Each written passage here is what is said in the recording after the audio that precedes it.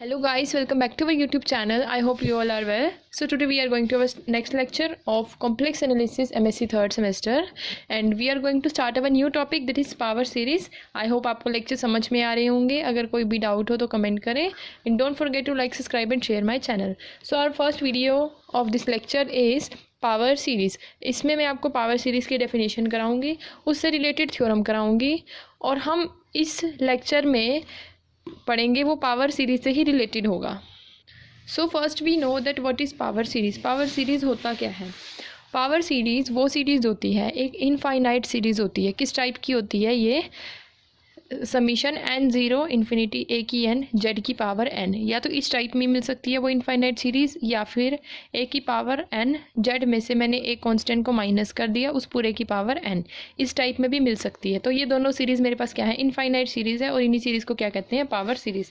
और यहाँ पर जो z है और a है जिसकी पावर n है, और यहाँ पर जो z है उसकी पावर जो n है, जो z और a है वो दोनों हमारे पास क्या है? फंक्शन है f ऑफ z का, और a की पावर n और a ये दोनों क्या है? कॉम्प्लेक्स कॉन्स्टेंट है, और z क्या है मेरे पास? है कॉम्प्लेक्स वेरिएबल.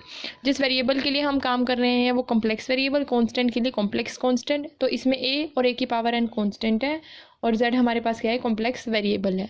तो अब हम यहाँ पर देखते हैं, since the second series can be transform into first. अब जो सेकंड सीरीज़ है उसको आप फर्स्ट सीरीज़ में ट्रांसपोर्ट कर सकते हो. कैसे कर सकते हो ट्रांसफ़र? जब मैं यहाँ पर ओरिजिन का पॉइंट लूँगी, ओरिजिन पे मेरी वैल्यू क्या होती है? 0, तो यहाँ पर a की वैल्यू 0 हो जाएगी, तो वो सिमिलरली फर्स्ट का बन सकता है.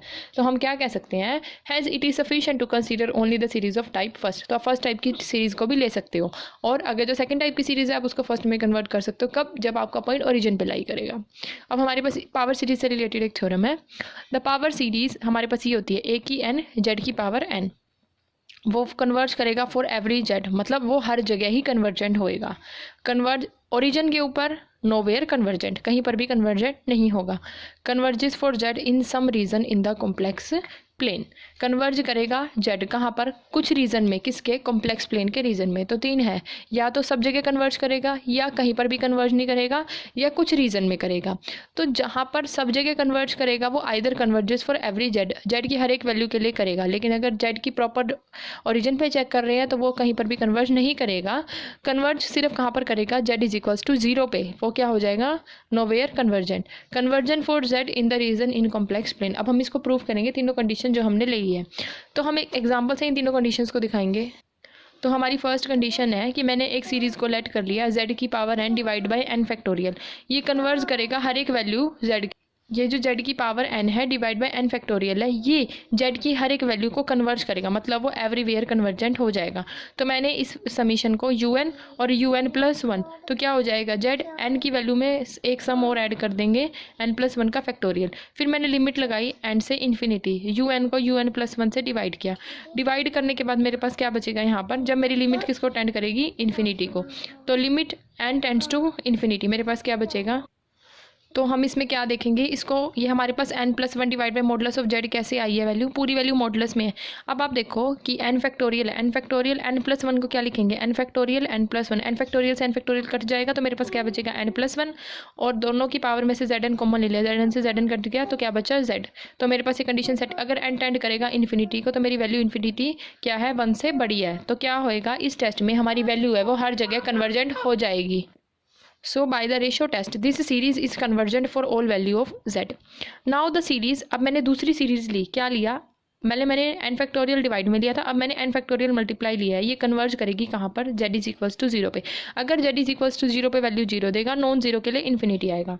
तो मैंने वही करा, summation limit n tends to infinity n factorial z की power n. Hence the series is not convergent for non 0. Non 0 के लिए इन्फिनिटी आ रहा है, लेकिन 0 किसके लिए आ रहा है? जब z की वैल्यू क्या होगी? 0 हो जाएगी हमारे पास. तो सेकंड सिचुएशन भी हमने प्रूव कर दी. अब हमारे पास थर्ड सीरीज ली है मैंने, समीशन n 0 से इन्फिनिटी z की n. मॉडुलस ऑफ z की वैल्यू लेस देन 1 है, तो कन्वर्ज करेगा लेस देन 1 के लिए और डाइवर्ज करेगा ग्रेटर देन इक्वल टू 1 के लिए. तो तीनों कंडीशन सेटिस्फाई करा दी कि वो कन्वर्ज करेगा हर एक पॉइंट पे. कहाँ पे? किस वैल्यू के लिए कन्वर्ज करेगा? z की power n divide by n factorial, और ओरिजिन पे n की फैक्टोरियल z की पावर n. कन्वर्ज और डाइवर्ज करेगा हर एक पॉइंट कॉम्प्लेक्स प्लेन के लिए z की पावर n पे। तो ये हमने प्रूफ कर दिया। अब हमारे पास नेक्स्ट थ्योरम है, if the power series converges for a particular value, मतलब हमने एक प्रॉपर वैल्यू को फिक्स कर लिया, वो वैल्यू z0 है, किसकी, z की, then it is converge absolutely for हर एक z, मतलब modulus of z less than 1 है, तो हमारे पास हमने जो पॉइंट लिया उस वैल्यू के लिए मॉडुलस हमारा लेस हो जाएगा। तो हमें क्या दिया है कि पावर सीरीज़ है वो कन्वर्ज करेगी z0 ऑफ z के लिए, तो वो एब्सोल्युटली कन्वर्ज करेगी हर एक वैल्यू z के लिए, जिसमें मॉडुलस ऑफ z की वैल्यू किससे लेस हो जाएगी, मॉडुलस ऑफ z0। तो सबसे पहले मैं एक पावर सीरीज़ को मान के चलूँगी, वो कन्वर्ज करेगी nth टर्म के लिए। तो किसके लिए, उस पॉइंट के लिए हमारी पावर सीरीज़ क्या बनेगी, ए की n z0 की n converges, then its nth term must tend to 0। कब टेंड करेगा 0 को, जब n मेरा कहाँ टेंड करेगा, इन्फिनिटी को। सो वी कैन फाइंड, क्या देखा हमने, m is greater than 0 such that m की वैल्यू ग्रेटर देन 0 है। अब आपको मैंने दो डेफिनेशन करवाई थी पावर सीरीज़ की, क्या, a की power n modulus of z की z माइनस a पूरे की n। आप इस कंडीशन को भी लगा सकते हैं जिसमें a मेरा क्या होता है, कांस्टेंट होता है। तो यहाँ पर मैंने क्या करा, कांस्टेंट की वैल्यू 0 ले ली, तो ये वैल्यू किससे लेस है, m से, for all n by the definition of power series.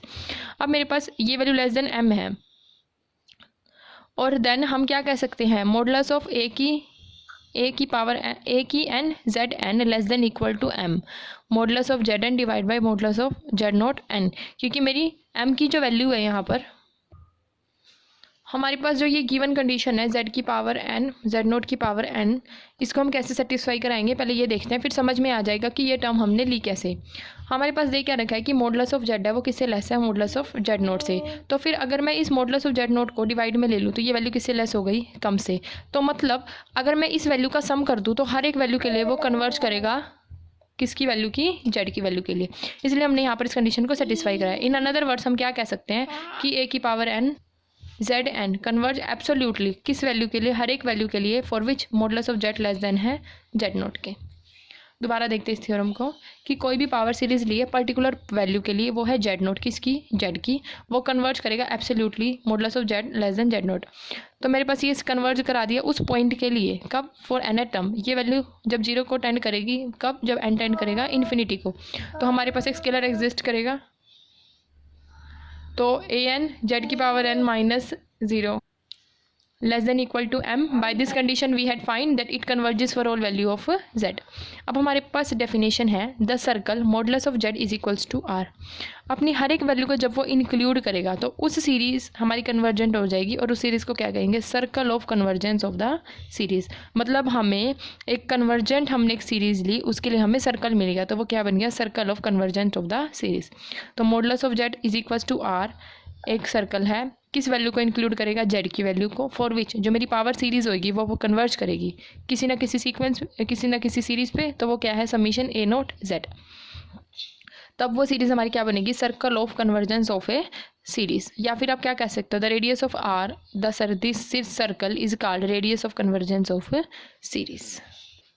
Now we are going to discuss very important theorem जो हमारे पास 2023 में 8 मार्क्स में कवर कर रही थी। क्या नाम है थ्योरम का, कोची हार्डमट थ्योरम।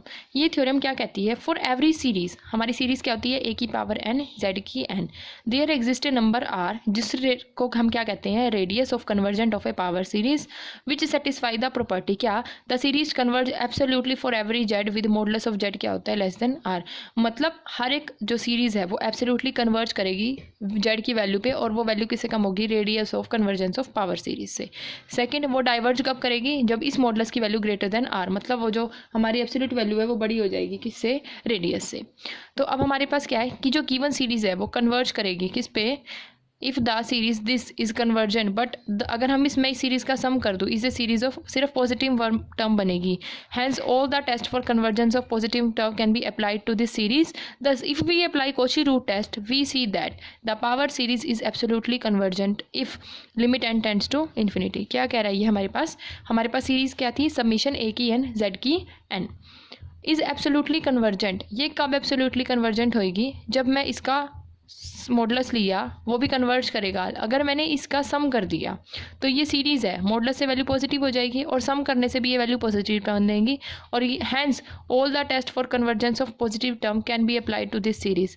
दस if we apply Cauchy root test, अगर आप कोची रूट टेस्ट को अप्लाई करते हो तो वो हमें क्या कहता है, we see that power series is absolutely convergent. तो जो गिवन सीरीज़ है वो मेरी एब्सोल्युटली कन्वर्जेंट हो जाएगी।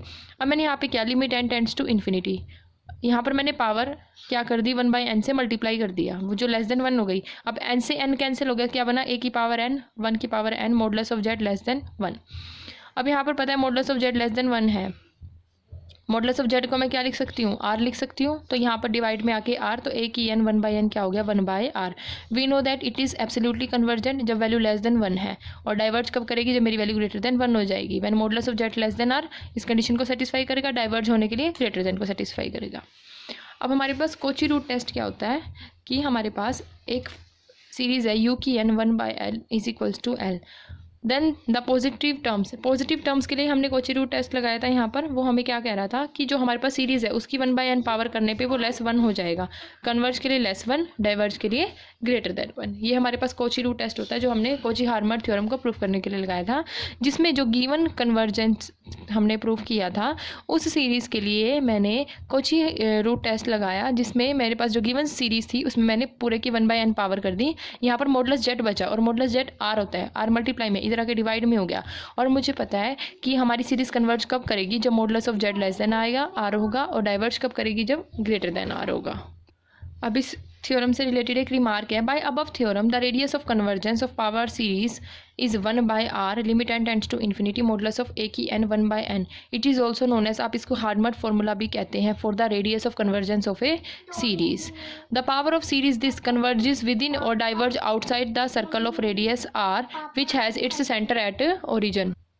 अब हमारे पास सीरीज़ क्या थी, a की n z की पावर n, ये converge modulus of z less then r के लिए कर रही है, डाइवर्ज ग्रेटर देन r के लिए आउटसाइड करेगी।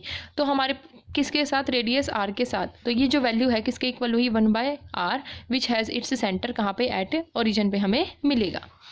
अब एक और थ्योरम है वो करेंगे, और उसके बाद मैं इसकी बाद जो मैं थ्योरम कराऊंगी वो मोस्टली एग्जाम में 8 मार्क्स में कवर होती है, तो प्लीज़ उसको अच्छे से समझना ताकि कॉन्फिडेंस हो कि हम 8 मार्क्स का इजीली अटैम्प्ट कर पाएंगे। हमें एक सीरीज़ दे रखी है, पावर सीरीज़ है, एंड लेट n a की पावर n z n -1। अगर आप इसको ध्यान से देखें तो ये मेरे पास इस गिवन इक्वेशन का डेरिवेटिव है। बी ये power series obtained by differentiating the first series term by term. Then the desired series है same radius of convergence as the origin. अब जो सीरीज़ है उसका मैंने फर्स्ट ऑर्डर डेरिवेटिव किया, तो जो उन दोनों सीरीज़ का जो रेडियस है वो सेम रहेगा ऑफ कन्वर्जेंस एज ओरिजिनल, जैसा ओरिजिनल सीरीज़ का होता है। तो मैं क्या करूँगी, दोनों के लिए अलग अलग सीरीज़ लेके, दोनों के लिए अलग अलग रेडियस ले लिया, एक r और एक r dash, be the radius of convergence of given 2 series. एक हमारे पास नॉर्मल सीरीज़ है और जो सेकंड सीरीज़ है वो डेरिवेटिव से मिली है। Then they by the given formula, अभी मैंने आपको बताया था कोची हार्मर फार्मूला क्या था, 1/r limit n tends to infinity modulus of a n पूरे की 1/n, और 1/r डैश के लिए क्या हो जाएगा, n की 1/n मॉडुलस ऑफ a की n 1/n। तो इफ़ वी प्रूव दैट कि जो ये लिमिट है n 1 की n 1 के इक्वल है, देन द रिजल्ट प्रूफ हो जाएगा। अगर ये मेरे पास किसी कांस्टेंट के साथ आएगी, then to prove it let n की 1/n किसके इक्वल है, 1 + h n के। तो n को मैंने क्या ले लिया, सीरीज़ में लिख दिया जीपी की 1 + n h की n, फिर n के बाद n -1/2 फैक्टोरियल h n का square n factorial. Taylor series मैंने यहाँ पर, सॉरी टेलर सीरीज़ नहीं लगाई है यहाँ पर, हमने एक्सपेंशन को ओपन कर दिया 1 + h की n, तो वो क्या बना 1 + n h की n, फिर n -1/2 n factorial by n h की n पूरे की n। और मेरे पास जो ये वैल्यू बड़ी रहेगी किस वैल्यू से, इस सेकंड गिवन वैल्यू से। यहाँ पर मैंने क्या राइट हमें था पीछे, n ग्रेटर देन n की n -1/2 h n का स्क्वायर। तो मैंने यहाँ से क्या किया, n से n कैंसिल कर दिया, फिर मेरे पास क्या बचा n -1/2 h n स्क्वायर। तो मेरी वैल्यू जो h n स्क्वायर की किससे लेस हो गई, 2/n -1। अगर मेरा h n 0 को टेंड करेगा, कब, जब n टेंड करेगा इन्फिनिटी को, तो ये जो गिवन वैल्यू है वो किसके इक्वल आ गई, 1 के। n की 1/n ऑलरेडी हमारे पास था, ये हमने दिखा दिया, इसका मतलब दोनों रेडियस आपस में इक्वल है। तो अगर आप किसी भी सीरीज़ को लेके चल रहे हो या उसका डेरिवेटिव ले रहे हो तो उसका जो रेडियस होएगा वो ओरिजिनल सीरीज से ही मैच करेगा। If we write this term then F of Z is called sum of functions of power series. क्या बताया इन्होंने कि अगर आप इस इक्वेशन ऑफ फंक्शन को एफ ऑफ जेड के इक्वल लिखते हो तो ये जो सीरीज़ होएगी मेरी क्या बनेगी, sum of functions of power series. Thank you students for watching this video. I hope you all like my lectures.